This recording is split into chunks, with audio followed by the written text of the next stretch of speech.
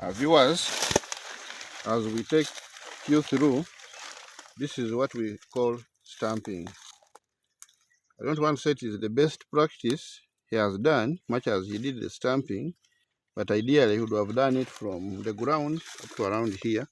Then he cuts off all this to allow the sprouts from down. But I'm sure at this point some signs, some of nodes coming up. This one is okay. We're going to maintain this. Why do we want to maintain nodes from 15 centimeters below? The whole thing is, one, it is nearer the soil, meaning it is able to pick nutrients faster than the ones at this stage. Two, if you maintain this at this stage about 30 centimeters from the ground and it yields, the farmer is likely to get losses because it is going to break. So we encourage farmers to do the stamping at 15 centimeters from the ground. This is complete stamping, whereby you leave nothing. All the old branches have been cut, and new ones are coming up.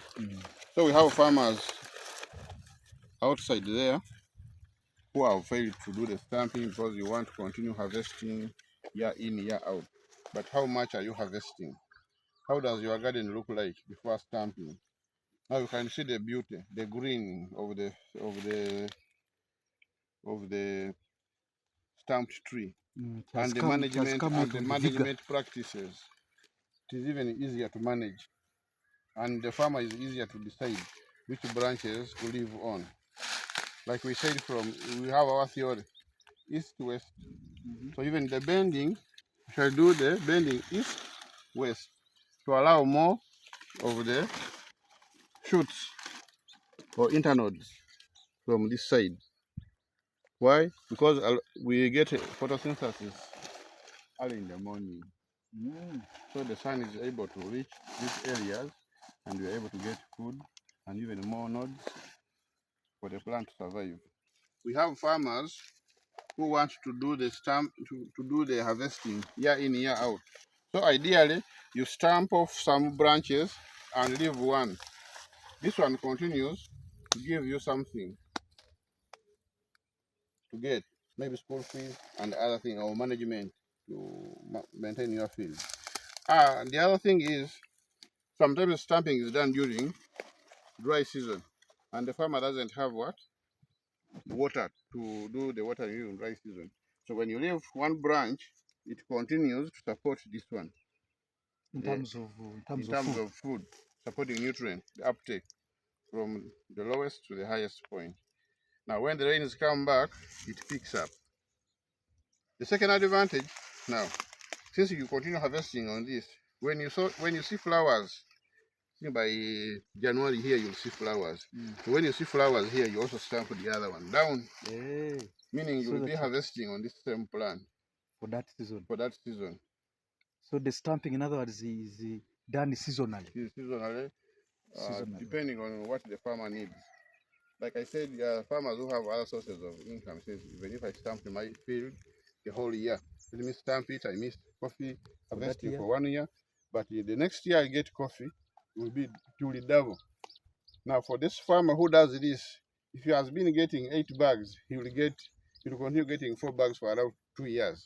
But the other one has been getting 8 and does total stamping 1 year. The second year, he goes to 16 bags. So who is better? Those are the ideas we look at. Because farmers say, man, how if I stamp all the coffee? This is my only source of income. These are the farmers we want. The main is one. But for those who are able to have other sources of income, you can do total stamping. But at least let's go stamping for the older coffee trees. It is easier to maintain. Aeration is important. Now, most of these old coffee plantations have become bush. Like you may think it is another forest. The other advantage of stamping is, and bending, it is easier to bend young coffee, like this one. Now you can see it is easier to bend and harvest. But the coffee we are going to see Next, after this, you need to get boys to climb. Others use ladders. Now, if you're an old man climbing, imagine a coffee tree and you get down. It's not good news for the village. You rather stamp it, bend it to the angle where you can harvest the coffee. You can even harvest seated on a chair. You can even harvest while standing. But the issue of climbing trees, harvest coffee is not advisable. So let's stamp our coffee for the old coffee farms or gardens. When I was talking about stamping, you can see the size of the tree stem versus the branches. There are no undergrowth or sprouts or internodes, meaning that anytime it may dry. But to avoid losing out, we need to come and look at these sprouting internodes so that we stamp it. If we stamped it from here and we left one because of the edge, we can leave this one to continue providing nutrients, support it not to dry as the internode at the lower stage comes up. If we did the stamping in January, by next January, we shall be harvesting more than what we have been harvesting. So ideally, if we are going to maintain this plantation, let's do the stamping. Toto. I know Mzee may be wanting to harvest something. That's why I'm suggesting we leave a branch. If you do this, after 1 year, you will thank me. We are trying to maintain, like we tend to remove these kind of false branches. And whenever we are removing them, you ensure that you leave about 3 branches, which are originating from the about 6 inches from the ground. These are the ones you maintain. You leave about 3, so the rest you remove, like I'm doing. I am leaving only. I think I can remove this one. So these ones I remove.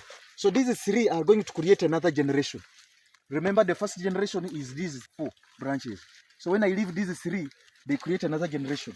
Meaning that after a given period, when time comes when these ones are no longer giving me good yields, I can stamp them off.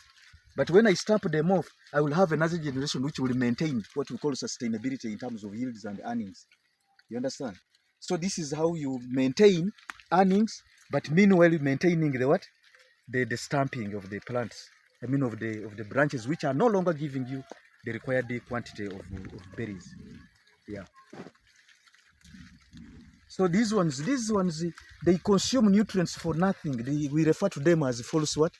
False branches. You have to ensure that your branches are clean of these ones because they are consuming nutrients for nothing. So the nutrients must be left to go to the laterals, which will bear you the berries. You see?